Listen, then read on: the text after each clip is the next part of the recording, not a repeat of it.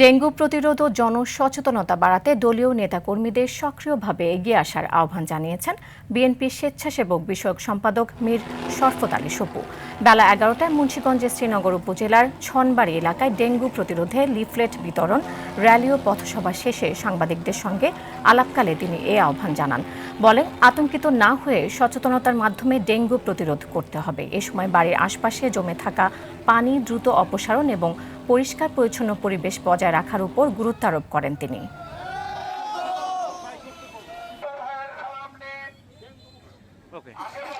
আমাদের সমস্ত নেতা কর্মীরা এখানে উপস্থিত আছেন, সবার প্রতি উদাহরণ আহ্বান, আপনারা যার যার অবস্থান থেকে সবাই নেতা কর্মীরা সবাই যার যার ওয়ার্ড, ইউনিয়ন পর্যায়ে, থানা পর্যায়ে সবাইকে আপনারা সচেতন করুন, যাতে করে আমরা এই মহামারী ডেঙ্গুর থেকে আমরা সবাই রক্ষা পাই।